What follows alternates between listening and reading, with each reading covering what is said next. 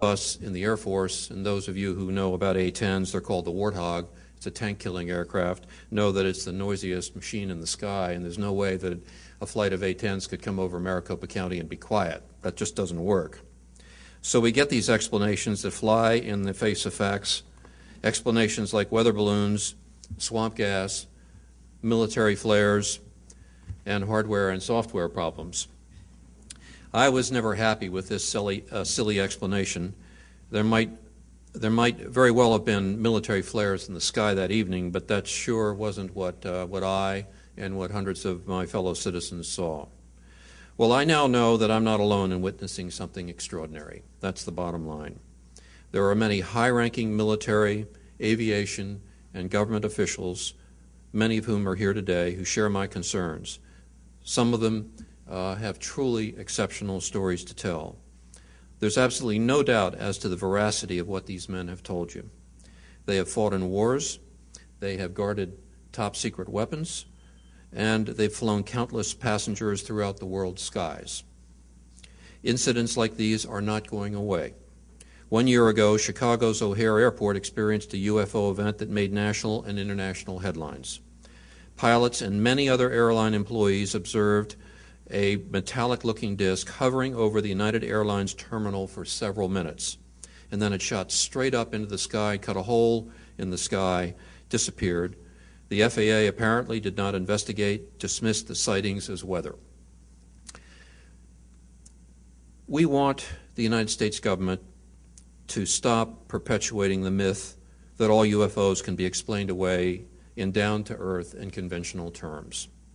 Instead, our country needs to reopen its official investigation that it shut down in 1969.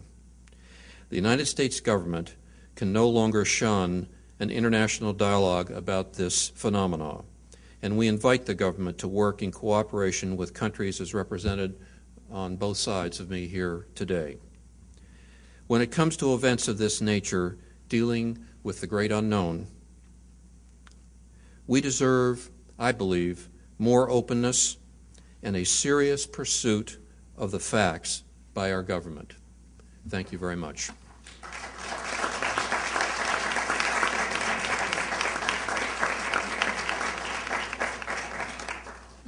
Okay. We'll now open up for questions, and you can direct your questions directly to any of the panelists or to me. Yes. My name is Daphne Benoit. I work for the Agence France Presse. I get two questions. One for the people who apparently dealt with U.S. authorities refusing, their testimonies or putting a big taboo on it.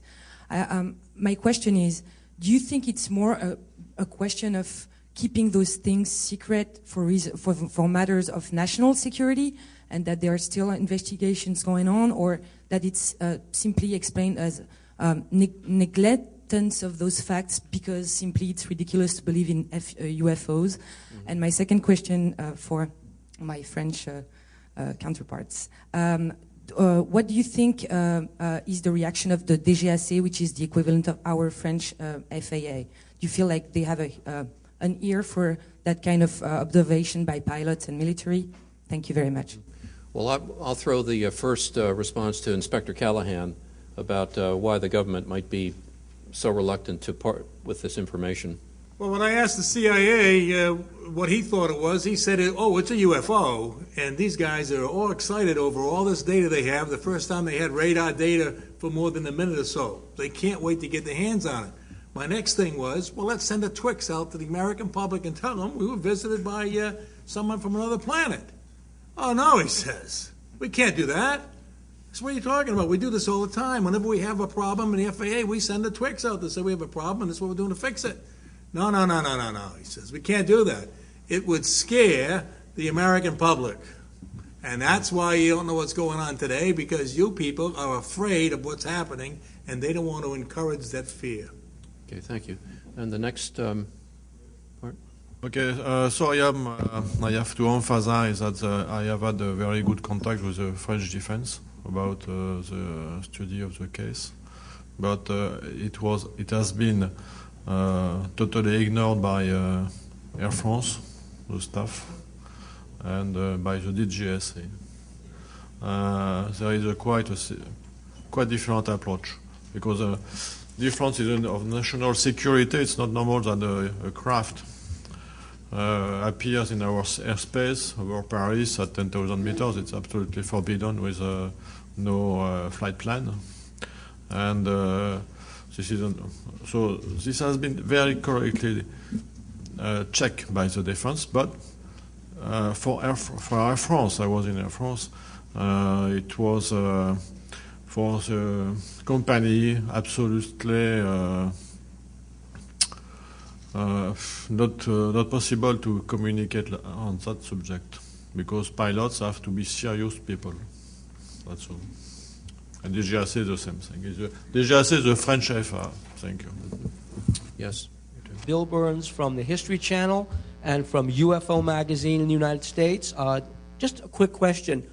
When you were giving your press conference back in Phoenix, were there any external pressures on you to diffuse a situation in the way you did, or did anyone instruct you not to comment on the truth of what was happening in Phoenix? Mm-hmm. Well, the only external pressure, and it was significant, was the fact that there was just this massive public reaction to the lights over Phoenix. I mean, we've just being inundated by the press, and our switchboard lighting up, and people coming into my office saying this thing is just reaching heights of hysteria and concern. I'd never seen that before. I mean, I'd been in office for quite a while, and I'd never seen kind of that reaction. And so three of us sort of sat down at the end and decided to try to lighten the mood a little bit. And my chief of staff, Jay Hyler, at the time, when he was presented with the costume, said that he would not put it on, and he said it wasn't part of his job description. And I told him that I had just changed his job description and that he had to put it on. Then he said, well, then I resigned my position as your chief of staff. And I said, well, I'm not going to accept your resignation. Go put it on. And he did. He's never forgiven me for that. Yes. Next question. Teresa Bouza. I am a foreign correspondent with EFE, which is a news agency from Spain. You're asking today for the U.S. to reopen its official investigation that was shut down in 1969. Can you please remind me why was that investigation closed, and how would that change things if they reopened it? If any of you remember, there were congressional hearings back in 1966, and as a result of those hearings, the Air Force was kind of forced to do an external investigation where they had 11 panelists from the University of Colorado. It's called the Condon Report. And the Condon Report conclusions were written by Edward Condon, and the summary of the report, which was written by him, were totally inconsistent with the data of the report. But based on the summary from Condon, they, which said there was nothing to it, but if you sift through the 12,000 or how many pages there were in the report, you'll find that obviously some of the cases were explained, or easily explained, some were not easily explained, and some were not explained at all. So based on the summary of the report, they closed Project Blue Book in 1969. So that was one of the excuses they used for doing that. So Condon Report, but the summary, not the actual data. What we really should be doing is what the English do. We should inculcate it into law that these things have to be investigated as a matter of law. There needs to be an official entity in the government where, just like if there's an airplane disaster, the National Transportation Safety Board sends investigators out, does the job, and issues finally, ultimately, a very definitive report about what happened. And it would certainly, I think, take